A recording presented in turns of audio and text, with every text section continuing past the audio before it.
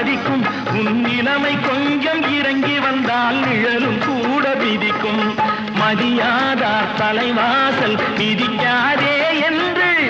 மானமுள்ள மனிதனுக்கு அவ்வை சொன்னது அது அவ்வை சொன்னது அதில் அர்த்தம் உள்ளது பரமசிவன் கழுத்தில் இருந்து பாம்பு கேட்டது கருடா சௌக்கியமா யாரும் இருக்கும் இடத்தில் இருந்து கொண்டால் எல்லாம் சௌக்கியமே கருடன் சொன்னது அதில் அர்த்தம் உள்ளது